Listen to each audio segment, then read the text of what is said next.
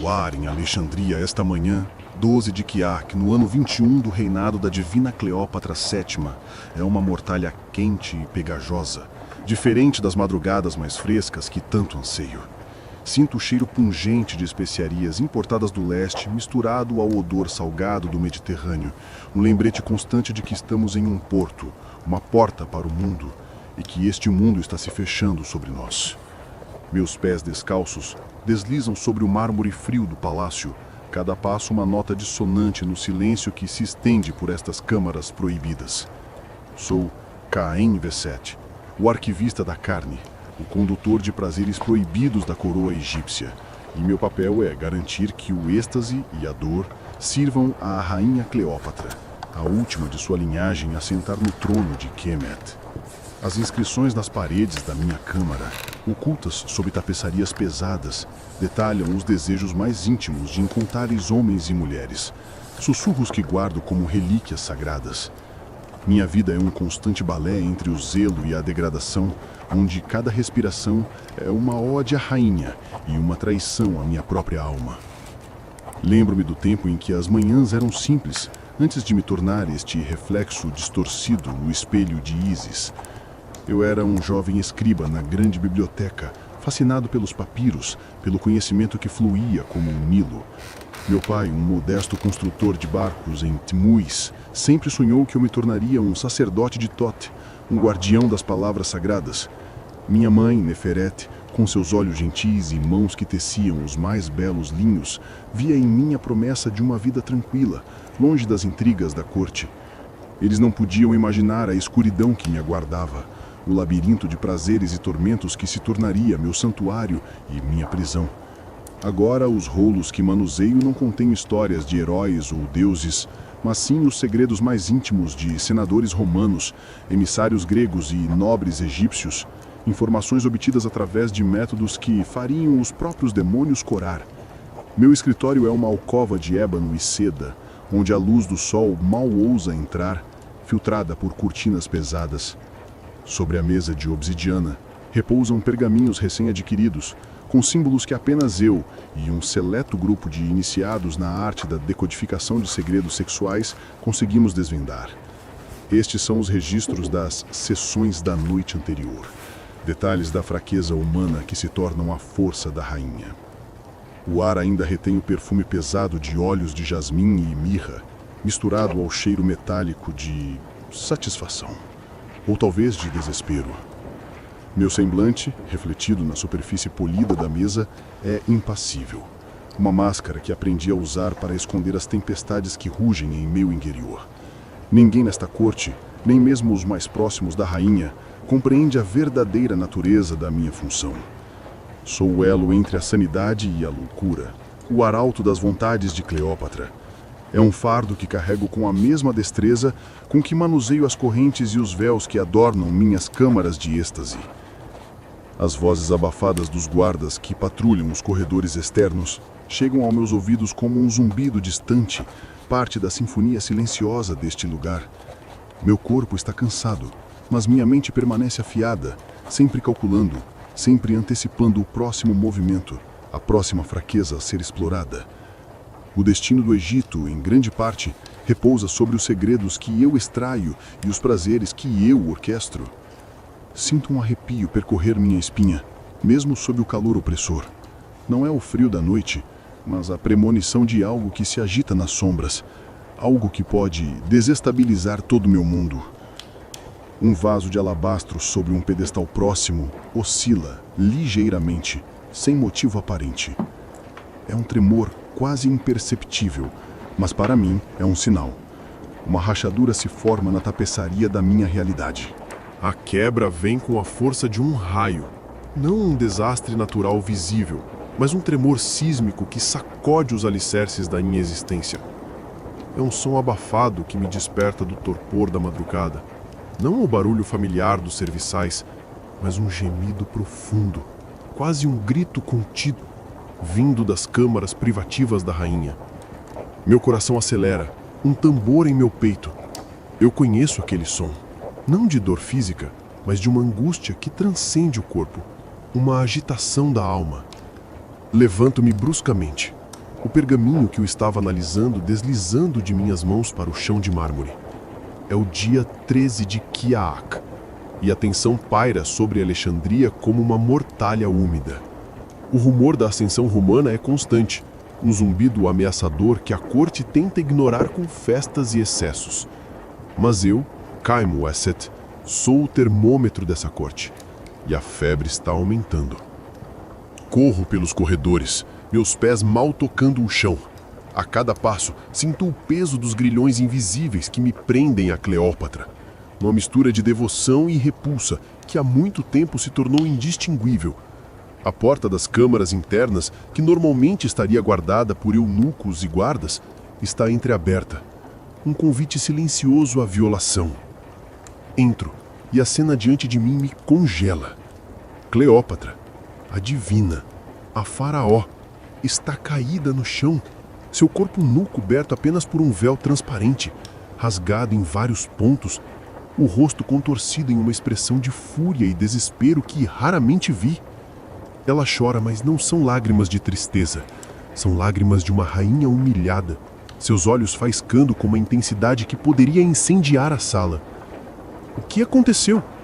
Meu olhar varre o aposento, objetos derrubados, jarras de vinho quebradas, o aroma inconfundível de âmbar e almíscar, mas também o cheiro metálico e adocicado de sangue. Não sangue de ferimento, mas de um ritual, de uma violação. Meu treinamento como arquivista da carne me permite decifrar os sinais. A câmara foi profanada por uma presença indesejada, uma que deixou marcas não no corpo dela, mas em sua alma. Cleópatra se ergue lentamente, seu corpo tremendo, e seus olhos encontram os meus. Há uma loucura ali, um brilho perigoso. Eles ousam, ela sibila, sua voz rouca. Ousam profanar o que é meu, Khaim Weset. Ousam desafiar a vontade de Ísis. Ela não se refere a um inimigo físico que invadiu o quarto, mas a uma invasão de seus domínios mais sagrados, dos segredos que a mantêm no poder. Ela me entrega um pequeno objeto, envolto em um pano de linho. É um broche romano, um símbolo da legião de César, mas não é um broche qualquer. Reconheço o emblema de Marco Antônio, uma águia com um ramo de oliveira, mas estilizada de uma forma que só os iniciados da mais alta e secreta sociedade romana conhecem. Aqueles que usam prazeres proibidos para obter poder. Esta é a assinatura de um espião, um infiltrado que conseguiu penetrar não apenas as defesas físicas do palácio, mas as defesas da própria rainha. Minhas entranhas se retorcem. A quebra é clara. Não se trata mais de manipular prazeres alheios, mas de proteger os segredos da própria rainha, que foram violados. Ela me ordena, com uma voz carregada de veneno: encontre quem fez isso e traga-me sua alma em um prato. Não importa o custo, não importa o prazer ou a dor que você precise usar. Minha honra foi manchada, o Egito foi manchado. Minha missão, que antes era de aquisição e manipulação, agora se torna uma caça, uma vingança. E sinto, com um arrepio gelado, que esta quebra não me leva para longe da rainha, mas me acorrenta ainda mais a ela, ao seu desejo insaciável por vingança e poder. Deixo tudo para trás naquele momento. A ilusão de uma vida comum, a esperança de um futuro diferente. Agora sou apenas um instrumento nas mãos de Cleópatra, um maestro na sua orquestra de perversão e poder. Os dias que se seguem à profanação são um turbilhão de preparativos secretos. Não há tempo para luto ou questionamentos. A ordem de Cleópatra é absoluta e a discrição é a chave para a nossa sobrevivência. Deixo o conforto das minhas câmaras em Alexandria no 15º dia de Kiaak, sob o manto de uma noite sem lua, misturado a uma caravana de mercadores que seguem para o oeste, para Cirene. Meu disfarce é o de um comerciante de ungüentos e essências raras, um papel que se ajusta perfeitamente à minha familiaridade com aromas e óleos. Levo comigo apenas o essencial, algumas moedas de ouro egípcio, de dracmas e tetracmas, brilhantes e pesadas em minha bolsa de couro, e um conjunto de pergaminhos ocultos que contém os símbolos e as senhas para as minhas redes de informantes espalhadas pelas cidades-estado do Mediterrâneo. A viagem é árdua, O deserto líbio se estende diante de nós, vasto e impiedoso, uma tela de areia e pedra sob um sol escaldante. As noites são frias, o vento cortante, e o silêncio é apenas quebrado pelos passos ritmados dos camelos e pelos sussurros dos beduínos que nos guiam. A comida é escassa e sem sabor, tâmaras secas, pão duro e água morna. Mas o perigo real não é a fome ou a sede. É a constante ameaça de bandidos do deserto, piratas do Saara que espreitam as rotas comerciais e, mais perigoso ainda, a possibilidade de ser reconhecido por algum emissário romano que porventura esteja a caminho de Alexandria ou retornando a Roma. Meus olhos se habituam à paisagem monótona, mas minha mente trabalha incessantemente. Aquele broche, o símbolo romano, é um enigma que preciso desvendar. Cleópatra está convencida de que um agente romano de alto nível, com acesso aos círculos mais íntimos da política e do prazer de Roma, é o responsável pela invasão de sua privacidade. Em Cirene, o porto é um caldeirão de culturas. Grego, aramaico e latim se misturam aos dialectos locais. As ruas são estreitas e labirínticas, repletas de tendas de mercadores, tabernas barulhentas e casas de banho públicas onde os homens se reúnem para negócios e prazer. Observo, escuto, absorvo. Os costumes aqui são diferentes dos de Alexandria. A ostentação é mais contida, a religiosidade mais sincera. Não há a mesma depravação explícita das câmaras do palácio, mas sinto a corrente subterrânea de desejos e segredos que corre por esta cidade. Os sireneus, muitos deles colonos gregos e comerciantes judeus, são desconfiados de estranhos, mas ávidos por novidades e por qualquer coisa que lhes traga lucro. Meu primeiro contato aqui é com uma mulher chamada Serapis, uma comerciante de sedas e joias que secretamente gerencia uma rede de informações para a coroa egípcia. Ela é uma figura sombria e enigmática, seus olhos negros observando tudo com uma astúcia que me lembra de uma serpente. A encontramos em um beco escuro, sob a luz tremulejante de uma lanterna. Ela fala em grego, sua voz baixa e rouca. Bem-vindo à travessia, Cain Wessed. As areias não revelam tudo, mas as paredes desta cidade têm ouvidos. Roma está enviando seus tentáculos para todo o Mediterrâneo. Eles estão buscando fraquezas, não apenas em nossas defesas, mas em nossos corações. Ela me entrega um pequeno rolo de papiro, selado com um anel de cera. Contém os nomes de alguns dos agentes romanos mais proeminentes que ela conseguiu identificar na região e alguns dos locais onde eles se reúnem. A travessia não é apenas geográfica, é uma passagem para um mundo onde as regras que eu conhecia em Alexandria não se aplicam. Aqui, a sobrevivência depende da minha capacidade de me adaptar, de me fundir com o ambiente, de manipular os desejos alheios de uma forma ainda mais sutil e perigosa. Sinto a pressão aumentar a cada passo, a cada novo rosto que encontro. Estou adentrando as fontes do veneno, e sei que não poderei retornar o mesmo homem. Em Cirene, a caçada começa a tomar forma. Não com a força bruta da legião, mas com a astúcia de um predador à espreita. Meu primeiro encontro realmente revelador não acontece em um mercado, mas em uma casa de banhos. Um local onde a intimidade forçada dissolve barreiras e convites para o prazer são feitas com a mesma naturalidade que convites para negócios. Lá, eu observo um homem. Ele é romano, de corpo robusto e cicatrizes antigas que contam histórias de batalhas. Mas seus olhos são como os de um caçador, perspicazes e analíticos, e carregam uma melancolia profunda que me atrai de uma forma inexplicável. Ele se apresenta como Gaius Valerius, um centurião aposentado, mas algo em sua postura, em seu olhar, trai uma inteligência e uma agilidade que vão além de um mero veterano. Ele não fala muito, mas observa tudo, especialmente os recém-chegados, como eu. Ele é o legionário que o relatório de Serapis menciona, um mestre do disfarce que se submete aos prazeres mais extremos das câmaras para mapear a rede de Cleópatra. Sinto uma tensão eletrizante, uma mistura de perigo e uma atração estranha que me desconcerta. Minha missão é protegê-la, mas a presença dele desperta em mim uma curiosidade que beira o desejo proibido.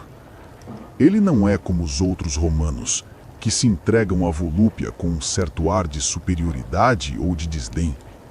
Ele parece buscar algo mais, uma conexão, talvez até uma redenção. Eu me aproximo dele, oferecendo-lhe um raro óleo de mirra. Nossos dedos se tocam e sinto uma corrente elétrica percorrer meu braço. Seus olhos encontram os meus e há um reconhecimento ali, uma compreensão silenciosa que transcende as palavras. Começamos a conversar, inicialmente sobre o comércio de especiarias, depois sobre a vida em Roma, a política, os deuses. Cada palavra é uma peça num jogo de xadrez, onde a cada movimento eu tento desvendar suas intenções e ele as minhas. Gaius tem uma maneira peculiar de seduzir, não com promessas, mas com a promessa de uma verdade, de uma compreensão mais profunda da alma humana. Ele me convida a acompanhá-lo a uma confraria secreta, um círculo de romanos e gregos que se reúnem para trocar conhecimentos e experiências. Eu aceito, sabendo que estou entrando na toca do lobo, mas também que é o único caminho para desvendar seus segredos. Os encontros com Gaius se tornam um balé perigoso. Em uma das noites, ele me leva a uma casa de campo nos arredores de Cirene, um local discreto, onde a confraria se reúne. O ambiente é suntuoso, mas a atmosfera é tensa, carregada de segredos e desejos ocultos. Homens e mulheres de diferentes origens se misturam, alguns em trajes suntuosos, outros com pouca roupa, seus corpos adornados com joias e tatuagens. A conversa é fluida, mas superficial. No entanto, por trás da fachada de deleite, sinto a presença de algo mais sombrio, um propósito oculto que permeia o ar. Gaius, por sua vez, me submete a pequenos testes, jogos psicológicos velados, onde ele tenta extrair informações sobre Alexandria e a corte de Cleópatra. Ele fala sobre a decadência do Egito, sobre a suposta tirania da rainha, sobre os prazeres que corrompem as almas dos homens. Mas ele faz isso com um brilho nos olhos que sugere que ele próprio é um mestre nessas artes. A cada dia, a linha entre a atração e a traição se torna mais tênue. Ele é meu inimigo, mas também me sinto atraído por sua inteligência, por sua capacidade de ver além das aparências, por uma estranha autenticidade que contrasta com a superficialidade da corte egípcia. Ele me desafia, não com a força, mas com a mente, com a percepção. Ele me diz, em um momento de aparente confidência, que o verdadeiro poder não está em controlar os corpos, mas em controlar as mentes, em manipular os desejos mais profundos. Percebo que ele é um reflexo distorcido de mim mesmo, um arquiteto de prazeres e tormentos, mas com um propósito diferente. Ele busca a ruína de Cleópatra, enquanto eu busco a sua ascensão. E nesse contraste reside a matriz, o dilema que ameaça desmantelar minha fachada e expor minha própria vulnerabilidade. Estou me tornando um peão num jogo que eu acreditava dominar. A cada dia que passo ao lado de Gaius Valerius, o labirinto em minha mente se torna mais complexo, minhas certezas mais fragilizadas. A luta interior é um combate silencioso, mas violento, que se desenrola dentro de mim. Quem sou eu? Cain Weset, o fiel servo de Cleópatra, o arquiteto de seus prazeres e sua vingança? Ou sou algo mais? Algo que a presença de Gaius está revelando. Ele me desafia, não com ameaças, mas com perguntas, com uma profundidade que eu não esperava encontrar em um inimigo. Em um de nossos encontros na casa de banhos, enquanto o vapor preenchia o ambiente, ele me questiona sobre a natureza do poder, sobre a linha tênue entre o controle e a submissão. Você acredita que detém o poder, Cain Weset? Ele pergunta, sua voz baixa e carregada de insinuações. Ou será que você é apenas uma extensão do desejo de sua rainha? A corrente mais reluzente ainda é uma corrente. Suas palavras atingem-me como dados, perfurando minha armadura de frieza e pragmatismo. A culpa me assombra. As faces das pessoas que manipulei, as almas que quebrei em nome da rainha, surgem em minha mente como fantasmas. Lembro-me de Lyra, a dançarina síria, cujos movimentos eram tão graciosos quanto a brisa do deserto, e cujo riso, outrora tão vibrante, foi silenciado pelos rituais que a forçaram à submissão total. Lembro-me de Horos, o jovem escriba de Tebas, cuja devoção à literatura e aos deuses foi distorcida até que ele se tornasse um títere de informações, revelando os segredos de seu próprio pai. Eu usei o prazer para corroer suas vontades, a dor para quebrar suas almas. E agora, Gaius, este inimigo astuto, me faz confrontar a verdade. Eu sou tão acorrentado quanto aqueles que aprisiono, escravo do desejo de Cleópatra, assim como eles são escravos dos seus próprios desejos. A vergonha me consome. Não é a vergonha do ato em si, pois a moralidade, para mim, é um luxo que não posso pagar. É a vergonha de perceber que minha autonomia é uma ilusão. Eu acreditava ser o maestro, o manipulador, mas me vejo como uma marionete cujos fios são puxados pelas mãos invisíveis de uma rainha insaciável. A identidade que eu construí, a máscara de frieza e controle, começa a se dissolver. A cada dia que passa, sinto-me mais vulnerável, mais exposto, como se as camadas de proteção que me envolvem estivessem se desintegrando. A imagem de Ísis, a deusa que representa a magia e a maternidade, mas também a que tece os fios do destino, assombra meus pensamentos. Sou eu, sacerdote de Ísis, o que a ajuda a manifestar sua vontade? Ou sou a oferenda em seu altar? Em momentos de solidão, em meu quarto alugado em Cirene, olho para meu reflexo em uma bacia de bronze polido. O homem que vejo não é o Caimoeset de Alexandria. Seus olhos estão mais profundos, mais cansados, mas também há uma faísca de algo novo, algo que se assemelha a desespero, mas também a uma estranha forma de clareza.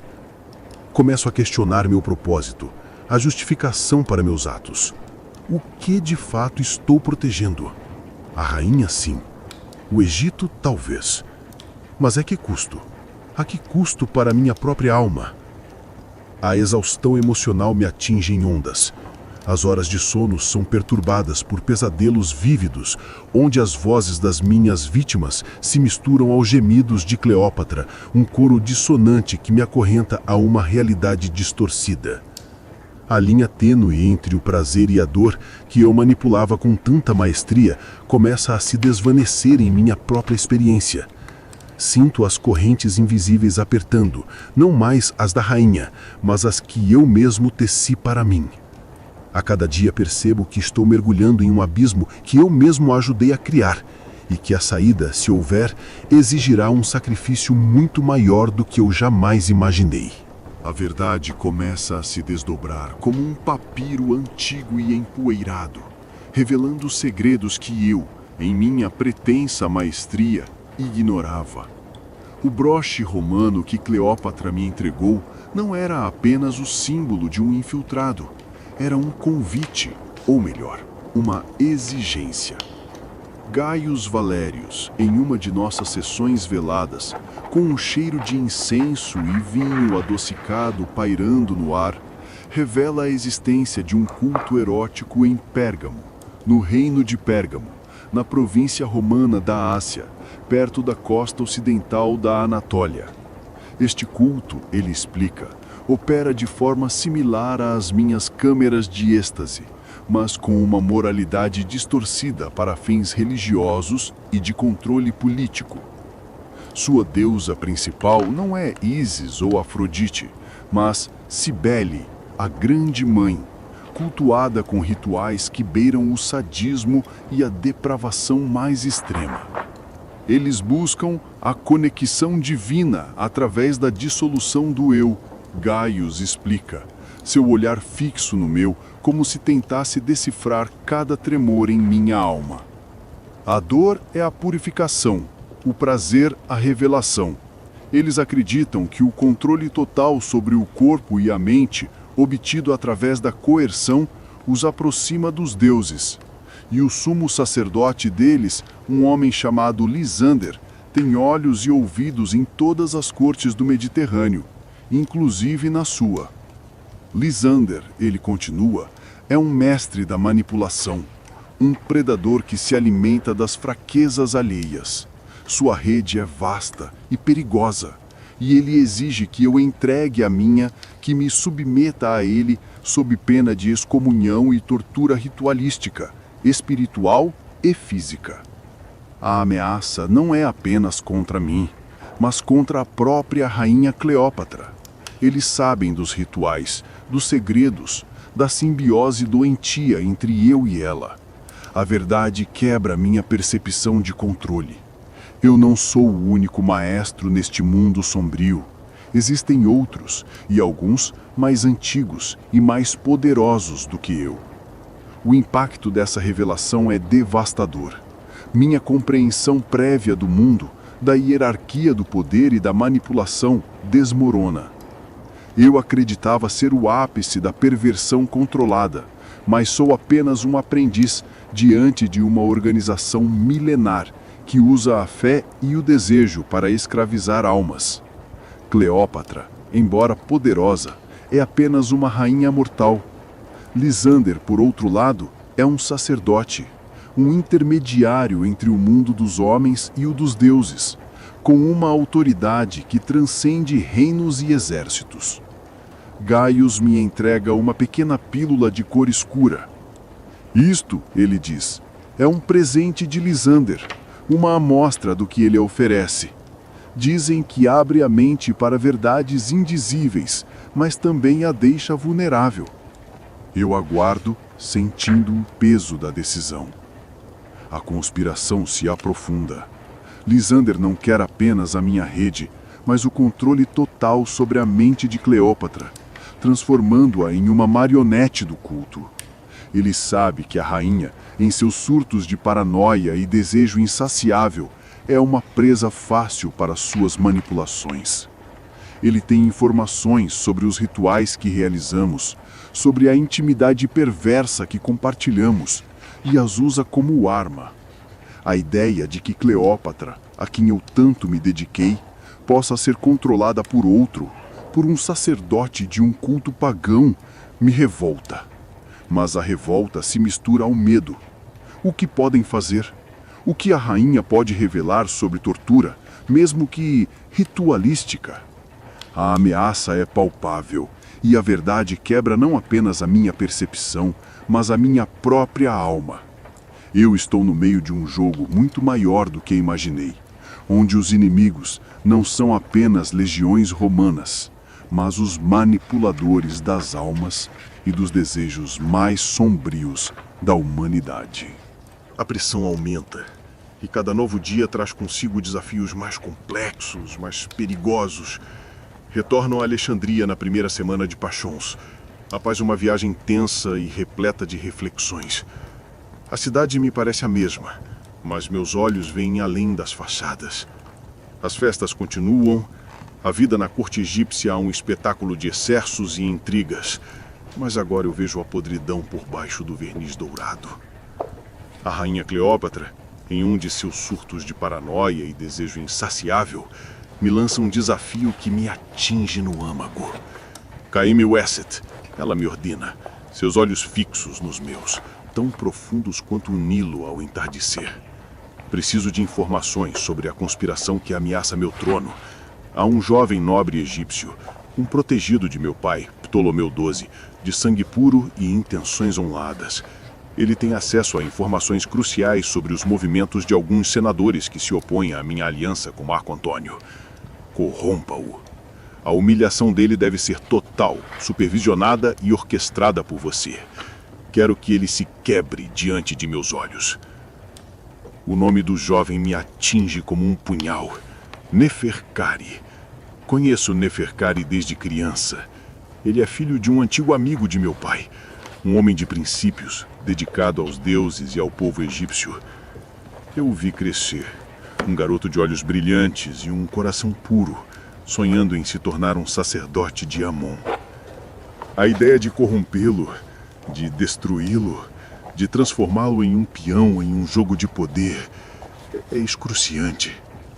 É como se a rainha me pedisse para assassinar uma parte de mim mesmo. Este é um obstáculo muito mais perigoso do que qualquer legionário romano. É um desafio à minha própria alma. Um teste de lealdade que exige o sacrifício da minha moralidade, de qualquer vestígio de humanidade que eu ainda possa possuir. A rainha, percebendo minha hesitação, aperta o cerco. Ela me entrega um amuleto, um escaravelho de ônix. Este é um presente de Lysander, ela diz, sua voz suave, quase sedutora. Ele me assegurou que este talismã amplificará seus poderes, sua capacidade de penetrar as defesas mais profundas da alma. Use o KM Wesset e prove sua lealdade inquestionável. A pílula que Gaius me entregou, o presente de Lysander, queimei-a discretamente em uma chama. Mas o escaravelho a rainha não me permite recusar. Eu sei que é uma forma de controle. Um elo ainda mais forte com o culto de Pérgamo. A cada ritual, a cada humilhação que Neferkari sofrerá, eu estarei mais preso à rainha e aos tentáculos de Lysander. Os preparativos para a sessão de Neferkari são meticulosos. Eu escolho as essências mais entorpecentes, os véus mais transparentes, as correntes mais adornadas. Eu mesmo crio o roteiro da sua queda, imaginando cada passo, cada suspiro, cada lágrima. Mas a cada detalhe sinto uma náusea crescente. Meu corpo obedece, mas minha alma grita em protesto. Os conflitos diretos com o antagonista, Gaius, eram uma batalha de mentes, de vontades. Este é um massacre, uma aniquilação da inocência. É uma vitória para a rainha, mas uma derrota esmagadora para mim. O custo da sobrevivência, da minha lealdade a Cleópatra, está se tornando intolerável. E sei que Neferkari não será o último. Minha alma é a verdadeira arena. E a cada dia, mais um pedaço dela é consumido neste fogo sagrado e profano. A corte egípcia é um ninho de víboras. E minhas ações, agora mais visíveis, atraem tanto aliados inesperados quanto traições dolorosas. A corrupção de Neferkari, embora secreta, ecoa pelos corredores do palácio. Sua ausência gradual, sua mudança de comportamento não passam despercebidas. Em meio a essa teia de intrigas, surge um aliado improvável. Etéferes, uma antiga sacerdotisa cega de Sekhmet, a deusa da guerra e da cura, que vive isolada em um pequeno templo nos arredores de Alexandria. Conheço Etéferes desde criança. Ela era uma confidente de minha mãe, uma mulher de sabedoria profunda e visão espiritual. Embora cega, ela vê mais do que qualquer um com olhos. Procurá-la é um ato de desespero. Na penumbra do templo, com o cheiro de incenso e de ervas medicinais preenchendo o ar, conto-lhe tudo. A invasão, Gaius, Lysander, a profanação de Neferkari. Etéferes me ouve com uma paciência serena, seus olhos sem luz, fixos em um ponto além da minha visão. Ela me alerta.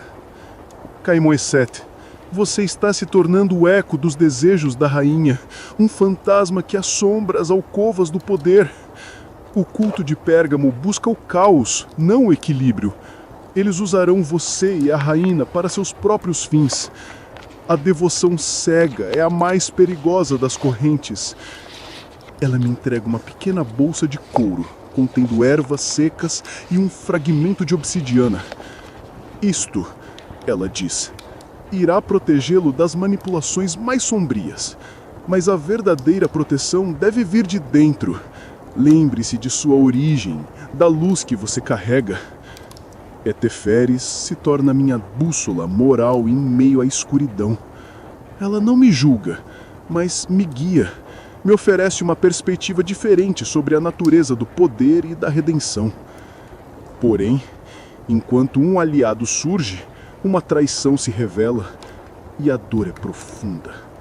É o dia 20 de Pachons quando sou informado de que Amenhotep, um dos meus assistentes mais confiáveis nas câmaras de êxtase, aquele que eu treinei e a quem confiei muitos dos meus segredos, foi descoberto em comunicação com um agente romano, não diretamente com Gaius, mas com outro, um jovem chamado Lúcius, um dos membros da confraria de Pérgamo. A traição de Amenhotep é uma flecha envenenada que atinge meu coração. Sinto-me traído, não apenas como mestre, mas como mentor. Ele era quase como um irmão mais novo para mim, um pupilo que eu esperava que um dia pudesse compartilhar o fardo que eu carrego. A rainha exige uma punição exemplar. Exponha o Camoecete, ela comanda, seus olhos faiscando. Que ele sirva de exemplo para todos que ousem me trair. A revelação da traição de Amenhotep abala minha confiança. Se aqueles em que eu confio podem ser corrompidos, quem mais pode ser? A teia de intriga se torna ainda mais densa e eu me sinto cada vez mais isolado, cercado por inimigos visíveis e invisíveis. A promessa de Téferes de proteção parece frágil diante da realidade brutal da traição.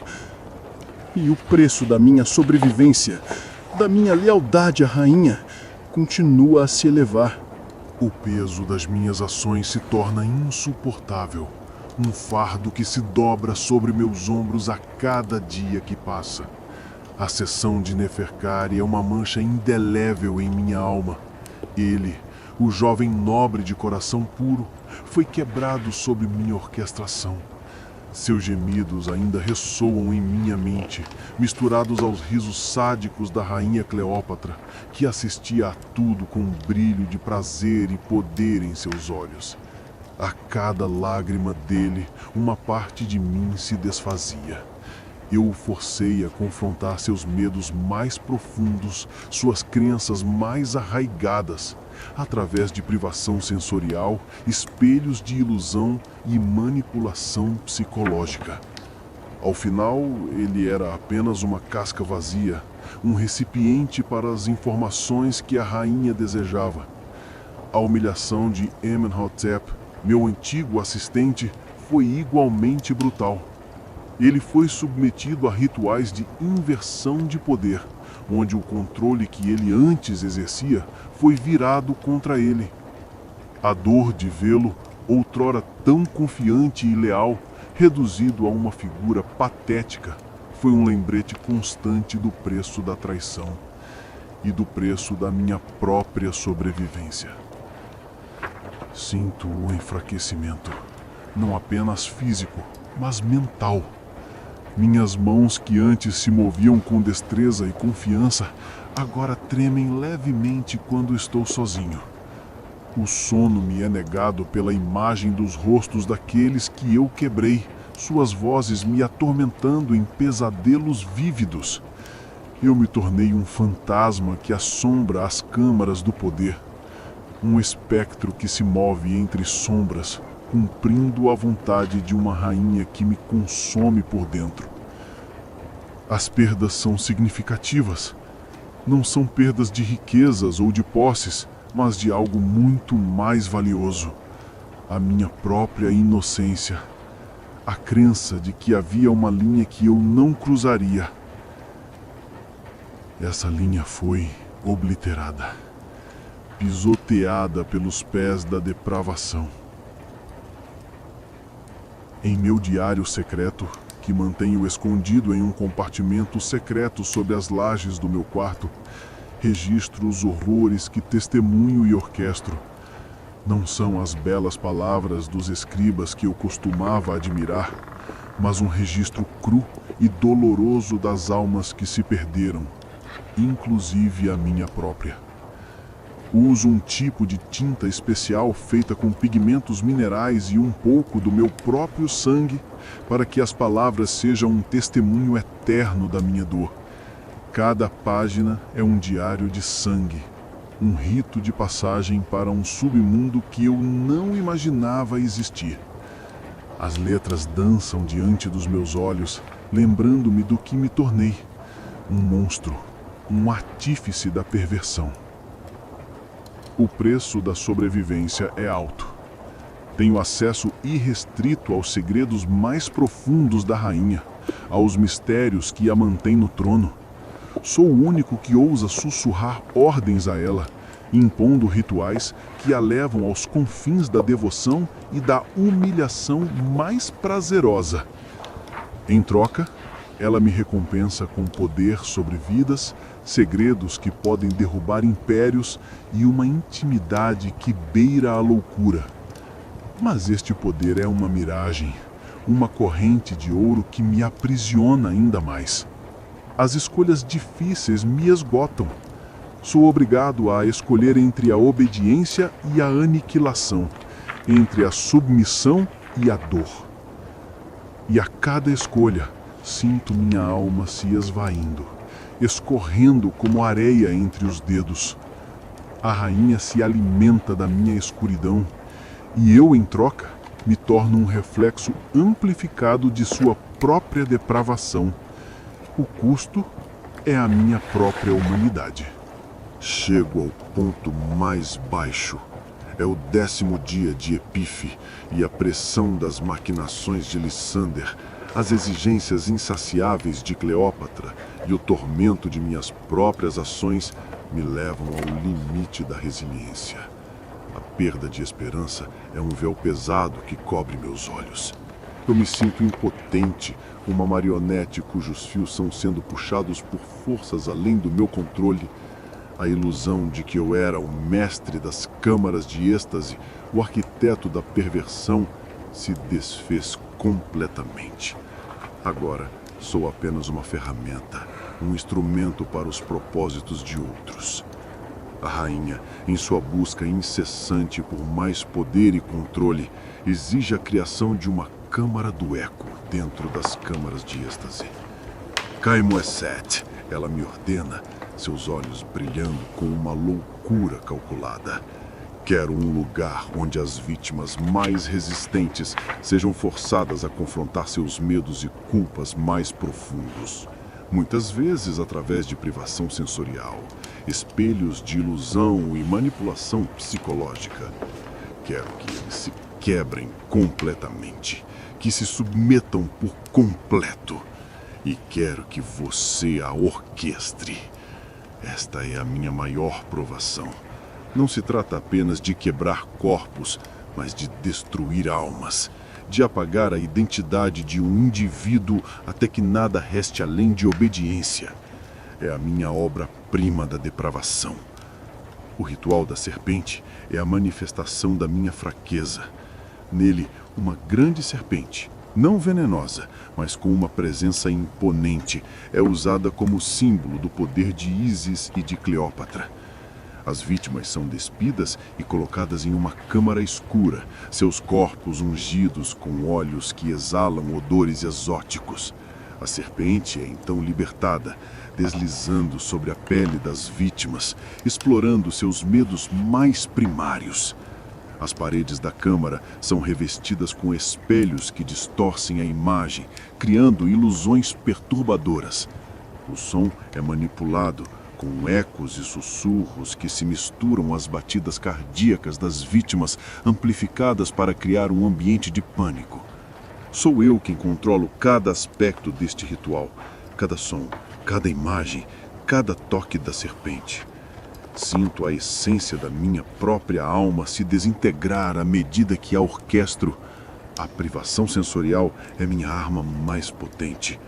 As vítimas são vendadas, seus ouvidos tapados, suas bocas amordaçadas. São deixadas em completo silêncio e escuridão por longos períodos, até que suas mentes comecem a criar suas próprias realidades, suas próprias torturas.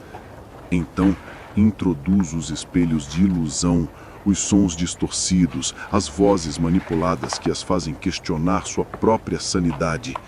E, no clímax, a serpente, o símbolo da deusa, a que consome, renasce, desliza sobre seus corpos, levando-as à quebra completa, à submissão total. Ao final de cada ritual, sinto um vazio em meu próprio interior, um buraco negro que se expande a cada alma que eu destruo. A perda de esperança é avassaladora. Sinto que não há saída para este labirinto de horrores. Minha própria impotência diante da adversidade é esmagadora. Sou um instrumento, sim, mas um instrumento que se despedaça a cada uso. O brilho nos olhos da rainha quando ela vê suas vítimas se quebrarem é o meu próprio inferno. E a única coisa que me resta é a sombra do homem que eu costumava ser. Um eco distante em meio ao caos que eu mesmo criei. A desesperança me envolve como um manto pesado. Mas mesmo na mais profunda escuridão, uma fagulha pode acender uma chama. É o 15º dia de Epife, e a exaustão emocional me atinge com força. A dor das minhas ações, especialmente a de Neferkari e Amenhotep, corroendo minha alma. Passo horas na grande biblioteca de Alexandria, um lugar que outrora era meu refúgio e minha paixão, mas que agora me parece um túmulo de conhecimento. Busco em antigos textos algo que possa me guiar, uma verdade que não seja ditada pelos desejos de Cleópatra ou pelas manipulações de Lysander. Em uma sessão esquecida, entre rolos empoeirados sobre rituais de purificação e antigos mitos de renascimento, encontro um papiro proibido. Ele é de origem obscura, provavelmente contrabandeado de algum templo egípcio destruído pelos persas séculos atrás. Seus hieróglifos, embora familiares, carregam um significado novo e perturbador. Trata-se de um manual de um antigo culto egípcio dedicado a Maat, a deusa da verdade e da justiça, que desafiava abertamente o poder dos faraós, que abusavam de sua autoridade. O papiro descreve rituais de purificação invertida, onde a alma, uma vez corrompida, pode encontrar a redenção através de atos de libertação, de rebelião contra a tirania. Fala de como o prazer e a dor podem ser usados não para escravizar, mas para libertar, para despertar a consciência. A cada linha que leio, sinto uma fagulha de esperança. Não é uma esperança de salvação pessoal, mas de um propósito maior, uma forma de usar minhas habilidades, minha familiaridade com os prazeres e as dores humanas para um fim diferente. O papiro descreve um ritual complexo, envolvendo a dança da serpente da verdade, onde os segredos mais profundos são revelados e a manipulação é desfeita. Mas para isso, é preciso enfrentar o manipulador, o tirano, e usar suas próprias ferramentas contra ele. O texto sugere que a verdadeira libertação vem da exposição da verdade, mesmo que isso custe a própria vida. A revelação é um choque. A possibilidade de usar o que aprendi em minhas câmaras de êxtase não para torturar e escravizar, mas para expor a depravação da realeza e libertar os oprimidos, é um raio de luz na escuridão. Nesse mesmo dia, enquanto caminho pelos jardins do palácio, encontro Eteferes. Ela está sentada sob uma tamareira, seus olhos cegos fixos no sol. Você encontrou o que buscava, Camoeset? Ela pergunta, como se soubesse exatamente onde eu estava e o que eu estava lendo. Ela não espera uma resposta, mas continua. A rainha é um espelho de Ísis, mas um espelho quebrado. Ela reflete a escuridão que a cerca. A serpente é um símbolo de renascimento, mas também de veneno. Lembre-se disso. Ela me entrega uma pequena flor de lótus seca, suas pétalas delicadas e perfumadas. Que o lótus nasça do lodo, mas a sua beleza é intocada. Que ele seja seu guia. A flor em minhas mãos é uma nova perspectiva. Uma lembrança de que a beleza pode florescer mesmo no ambiente mais corrupto. A ideia de trair a rainha, de expor os horrores de suas câmaras, é um dilema excruciante. Isso arruinaria minha vida, minha reputação, me transformaria em um pária. Mas a alternativa, a de aceitar meu destino como o executor supremo da vontade perversa de Cleópatra, de me tornar uma lenda sombria e imortal nos anais do prazer proibido, mas perdendo qualquer vestígio de humanidade, é ainda mais aterrorizante. O papiro e as palavras de Eteferes são o gatilho da virada. Uma nova estratégia surge em minha mente, uma estratégia perigosa e audaciosa. Usar a dança da serpente da verdade contra Cleópatra e Lysander. Expor suas manipulações não com força bruta, mas com a verdade revelada através do próprio prazer e da dor. Eu encontro uma força interior inesperada, uma determinação para lutar, não por minha vida, mas por minha alma. A batalha final se aproxima, e sei que não serei mais o servo, mas o arauto da verdade, custe o que custar. O dia do ponto crítico é o 25º de Epifi, o dia do festival de Opete, quando o poder da rainha Cleópatra é celebrado com grandiosidade. Eu me movo como um fantasma pelo palácio, meus passos leves, minha mente afiada. A dança da serpente da verdade é o meu plano, uma audaciosa subversão dos rituais que a rainha tanto ama. Não é uma batalha de espadas, mas uma guerra de almas, onde a verdade é a arma mais potente. O cenário é a maior das câmaras de êxtase, um espaço suntuoso, adornado com sedas e joias, mas que hoje se transforma em um palco para a revelação. A rainha está presente, sentada em seu trono de ébano, seus olhos famintos por prazer e controle. Ao seu lado está Lysander, o sumo sacerdote de Pérgamo, com sua aura de falsa santidade e, para minha surpresa, Gaius Valérius, o legionário, está entre os convidados. Todos os principais emissários romanos e nobres egípcios estão lá, ansiosos pelo espetáculo. O ritual começa. Não há vítimas aleatórias. Os participantes desta noite são figuras-chave da corte egípcia e alguns dos agentes de Lysander, aqueles que eu cuidadosamente identifiquei ao longo dos últimos meses.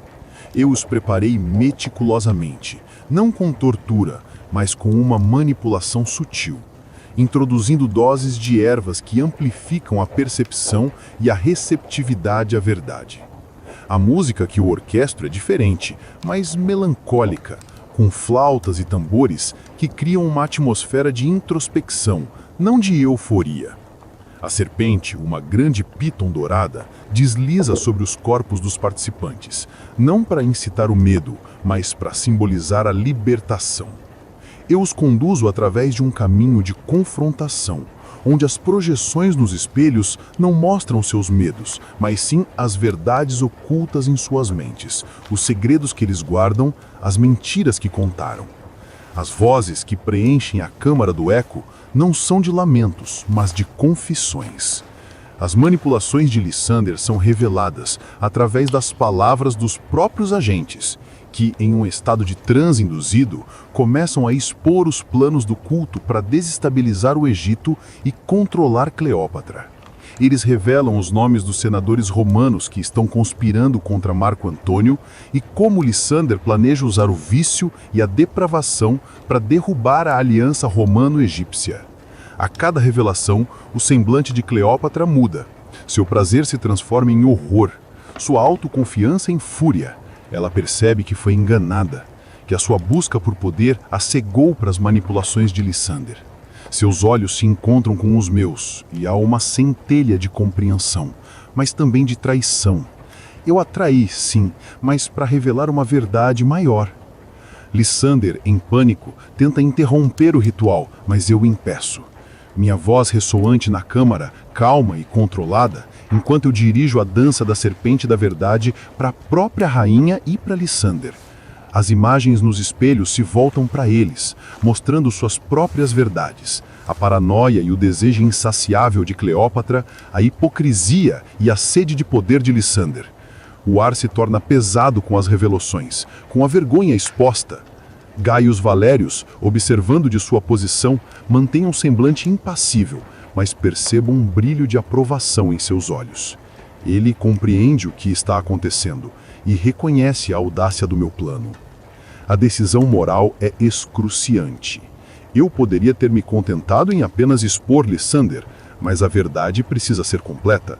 A depravação da realeza, que eu ajudei a construir, precisa ser revelada para que haja qualquer chance de redenção. Sacrifico a minha vida, a minha reputação, para expor a verdade, para que o Egito e talvez até Roma vejam o preço da depravação. A rainha grita em fúria, mas suas palavras se perdem no eco das revelações. A dança da serpente da verdade atingiu seu clímax, e a verdade, embora dolorosa, foi exposta. O silêncio que se segue ao clímax da dança da serpente da verdade é tão ensurdecedor quanto o caos que a precedeu. A rainha Cleópatra, humilhada e exposta, se retira de suas câmaras, seus olhos fixos em mim com uma mistura de ódio e reconhecimento. Ela não me executa, não me pune imediatamente. Há uma compreensão tácita entre nós. Eu revelei sua fraqueza, mas também a libertei de uma manipulação maior. A queda de Lysander é rápida e brutal. Seus próprios agentes, expostos e desorientados pelo ritual, se voltam contra ele. Ele é levado para as masmorras do palácio, onde enfrentará a justiça egípcia e, provavelmente, a tortura que ele próprio infligia aos outros. A teia de intrigas do culto de Pérgamo é desmantelada em Alexandria. Minhas vitórias têm um sabor amargo. Eu salvei a rainha de uma manipulação, mas a um custo imenso para mim. A minha reputação está arruinada. Não sou mais o arquivista da carne, o condutor de prazeres proibidos. Sou Haimoizet, o traidor, o que expôs os segredos da rainha. Minhas câmaras de êxtase são lacradas, seus segredos agora expostos, e suas ferramentas guardadas em caixas de madeira, um lembrete do que eu fui. As perdas são irrecuperáveis. A confiança, a lealdade, a ilusão de um propósito. E eu perdi a capacidade de me esconder na sombra, de manipular os outros sem ser visto. Eu me tornei visível, e a visibilidade para alguém como eu é uma sentença. Gaius Valério se aproxima de mim nos dias seguintes, seu semblante sério. Você fez o que era preciso, Haimoizet. A verdade é uma arma poderosa. Roma sempre subestimou a astúcia egípcia, e a sua em particular. Você desestabilizou um inimigo comum. Ele me oferece uma passagem para Roma, uma chance de recomeçar, talvez até de usar minhas habilidades para outros fins, para a diplomacia e a manipulação política em seu império. Mas eu recuso. Roma não é o meu lugar. Eu não sou um romano. Minha nova posição social é a de um pária, um exilado, dentro do meu próprio palácio. Não sou mais um membro da corte. Vivo em um pequeno aposento nos fundos da grande biblioteca, onde sou encarregado de catalogar os pergaminhos antigos.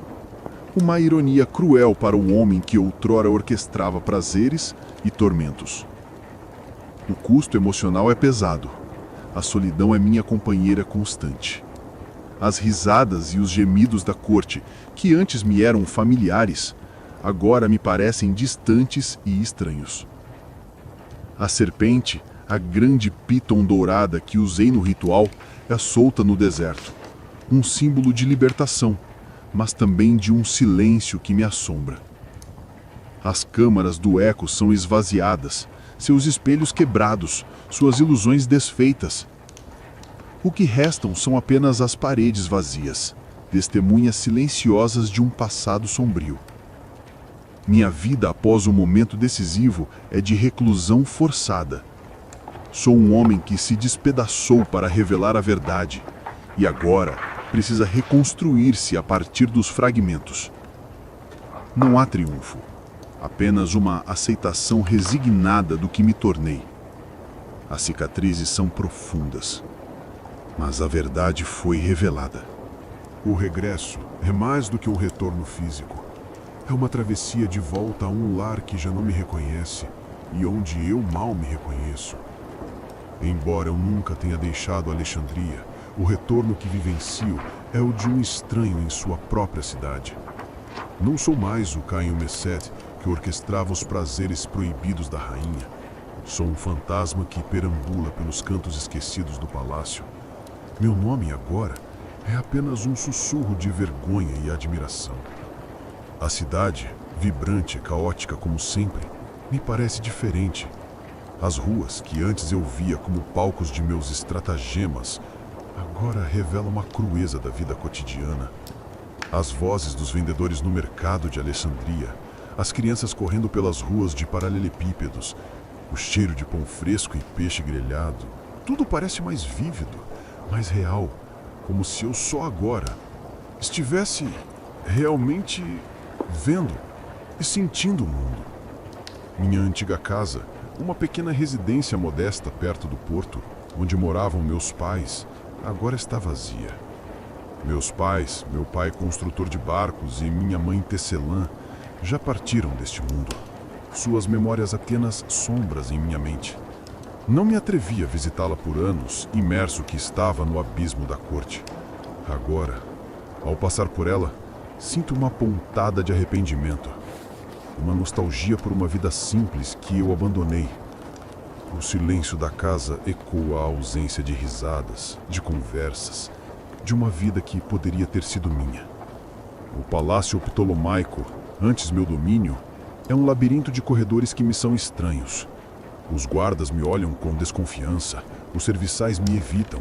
Sou o Caium Essete que expôs os segredos da rainha, e embora ela me tenha poupado, não há perdão para minha ousadia. Minha cela de reclusão na biblioteca é um refúgio, mas também uma prisão. O trabalho de catalogar papiros, embora pacato, é um lembrete constante da minha queda. Eu manuseio textos antigos, histórias de outros mundos, de outros tempos, e sinto uma estranha conexão com os escribas que os criaram. Eles também eram guardiões de palavras, mas não de palavras manchadas pelo sangue e pela depravação. As lembranças do passado me assombram. As risadas de Neferkari antes da sua queda, o olhar de traição de Amenhotep, o brilho nos olhos de Cleópatra quando ela exigia mais e mais de mim. Todas essas memórias se misturam, formando um mosaico de dor e arrependimento.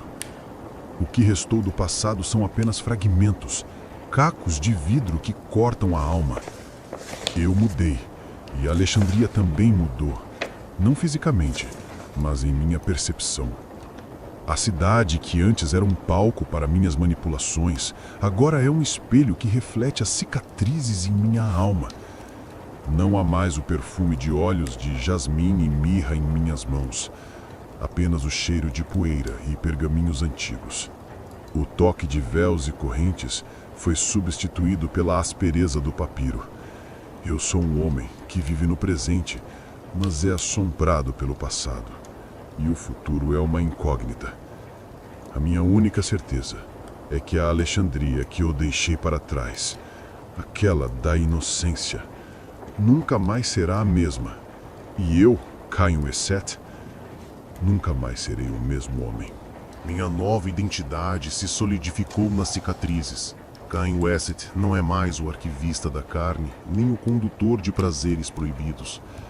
Sou um guardião silencioso da verdade, um bibliotecário que se move entre as sombras dos corredores empoeirados da grande biblioteca de Alexandria. As marcas do passado estão gravadas em minha alma, um mosaico de dor e redenção. Meus dias são preenchidos com o cheiro de papiro antigo e a poeira que se acumula nos séculos de conhecimento.